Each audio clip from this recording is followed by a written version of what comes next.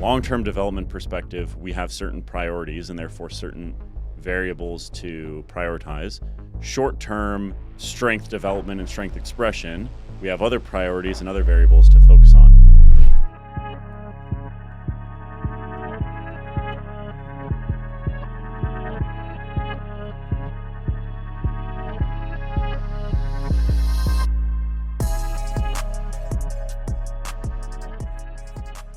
If there's a very simple takeaway for folks, I think primary days make a lot of sense. I think, and just to define that would be like one day where you try to set things up so you're the most recovered. Doesn't mean you have to be fully recovered and tapered every time you do that, but well recovered enough to perform pretty dang well, and that's going to be your heaviest day, or at least have your highest peak load that you use throughout the week. Yeah. Intentionally backing off those other days to the extent that it may not seem like the most productive. Like you're kind of like taking at face value that like, oh, this individual session is intentionally lower of a stimulus than it could be theoretically, right? Like even then you may be able to tolerate it, which is just completely different than hypertrophy training. Like hypertrophy training, if you can tolerate it for the most part, do it.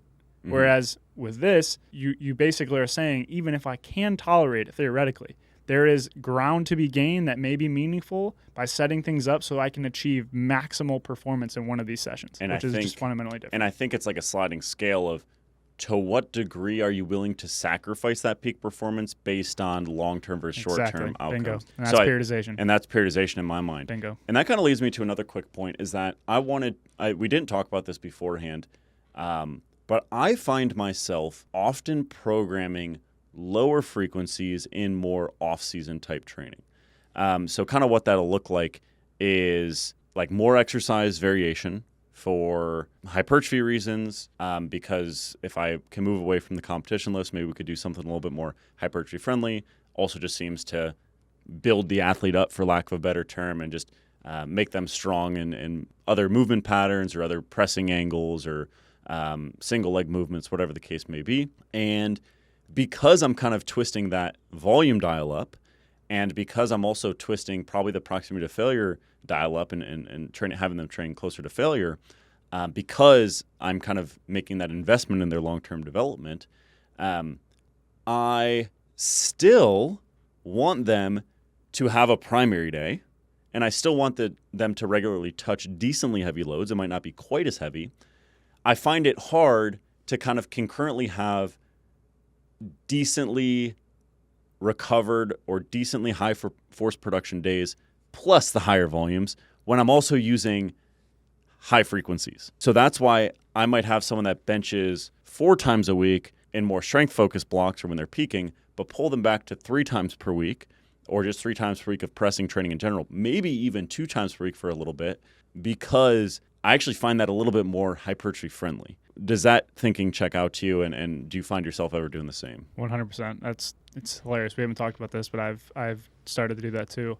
The predominant thing for me is just viewing things more so from this principle-based perspective rather than I need to nail this person's optimal frequency or they're going to detrain and they're going to get weaker and they're not going to progress. Viewing things more from a much higher level principle-based perspective just has given me a lot more freedom, I feel like, and I'm not nearly as scared to change things from what has worked. Yeah. And it just allows you to hone in on the thing you're actually trying to progress more.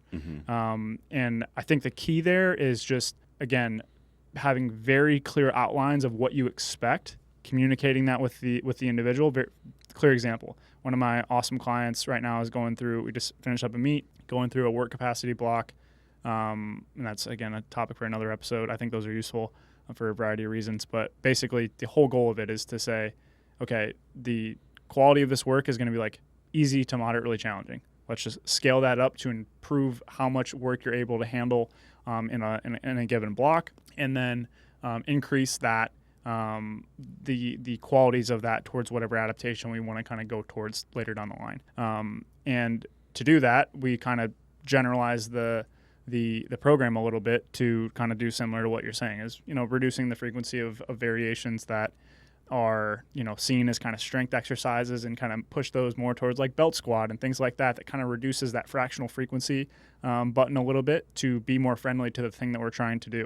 And that'll change later down the line. And I would have never done that because he is coming off a very successful That training. worked. Exactly. Yeah. A very successful training cycle, and I never would have made those He's changes. got to bench 4 times a week. Exactly. Whereas it's like, bro, there's a reason almost all bodybuilders don't train chest 4 times a week. Yep. Because when you need to maximize hypertrophy, you're going to be doing some fatiguing stuff, and there's kind of that Goldilocks zone in terms of frequency from a practical perspective. And I think the key ultimately is just, like I said, once you have the expectations clear on what we're trying to do, then it comes, okay, this is what I expect to happen in your terms of your strength or your estimated 1RMs or whatever. But then also, what do we need to do to maintain whatever we want to maintain? Mm-hmm. And so I think viewing it that way, as opposed to, okay, what is the optimal frequency for this individual to make them progress? It's just like much more liberating. Like, okay, if I have somebody hit single at 7 once or twice a week on bench, even though they're a 4 times a week bencher, are they going to get dramatically weaker? Probably not. Mm-hmm. And that's okay. Yeah. That's okay for whatever you're doing. And I think that's really what it comes down to is like, okay, what are we trying to progress? Set up the training to do that. And then what qualities are we trying to maintain or marginally progress, like minimum effective dose kind of thing, and set the training up that way. And that can be substantially different phase to phase, and that's okay. Yeah. So I often find myself using the phrase, I'd be stoked if some PRs fall in our lap, but it's not the focus right now. So kind of to summarize what you just said is like, long-term development perspective, we have certain priorities and therefore certain variables to prioritize. Short-term strength development and strength expression, we have other priorities and other variables to focus on. It's a sliding scale, right? Just because you're 10 weeks out from a meet doesn't mean you don't need to maintain the muscle you've gained up to this point, and doesn't mean that additional hypertrophy isn't going to contribute at all. Same idea with when you're in the off-season mode, if you will, or improvement season mode, in which I don't want you to forget how to squat. I don't want you to not hit PRs in the off season. So the way that I'll phrase it is in more developmental blocks, if you will, or off season type blocks. Say, hey, we're doing triples, and I'm going to let you let it rip at the end of the block and see what's there. I would be stoked if some PRs fell in our lap, but we're not going to define the success of this training phase based on whether you hit a PR or not. And then it just kind of shifts a little bit, right? So it's like, hey, now we're in a strength block. I am going to define the success of the block based on your general performance. I'm not as worried about looking at potential physique changes or an overall performance composite of all of your pressing exercises that might give us some indication about hypertrophy. I'd be stoked if that fell in our lap, but I'm more focused on that top-end performance. So it's just kind of this sliding scale, and I think to use a OG strength and conditioning terminology, you kind of need to do like a needs analysis based on like what the 100%. what the athlete needs in terms of what do they need for long-term development, how quickly do they detrain in these various qualities, and where are you going to fall on that sliding scale, to what degree you're going to change it. I have some guys where I slide that scale like crazy, man. Other people, it's just like, oop, little nudges. I think the scale, basically, the way that I think about it, 2 things that I'll say off that. Sorry to cut you off, but You're good. 2 things. The scale, to me, expands the more advanced you get. That's the number one thing. That's Totally. exactly how I think about it. The sliding scale expands as you get more advanced when you're... And I think just for, honestly, bigger people, Yeah. The higher weight classes, the scale seems to expand too. So the training that you're doing is probably hitting all the qualities necessary early on, and then over time that kind of expands where you might need to specialize to push the needle a little bit more, at least at a relative rate that you can notice. That's the biggest thing I always think about, is the time-oriented aspect of things. But the other thing you said that is hilarious, again, you said we haven't talked about this, I revisited a ton of stuff from classical strength conditioning, the more that I've kind of viewed things from this kind of principle-based perspective, and I've started to just view things a lot more like that. And the needs analysis, the longer-term planning that's flexible. 4-year template in the description so that you're ready for your next Olympics appearance. Yeah, a lot of that stuff I definitely used to poo-poo on, and nah, bro, got to see what they did last week, and I, obviously there's a middle ground. There's validity to both, but like I personally absolutely fell way too hard on the side of like immediate results are all that matters, and that's what's determining my training structure. And I still hold the position that you could set things up to get just as good as results if, again, you kind of set things up so that data is as informative as possible. Yeah, because and I've thought about this, the short-term stuff. I've thought about this too. The way that you get a short-term approach to work is that you are basically finding the training intervention at all times that maps with the quality that is the limiter. That's essentially what you're doing. Is a classical periodization approach, or a like kind of the one we were describing, that's like kind of shifts and bias and stuff. You're kind of it's kind of making sure we do it all. Yeah. And then over time, you might notice, this guy seems a little under muscled relative to other clients that I have. Maybe we'll spend a little more time doing that.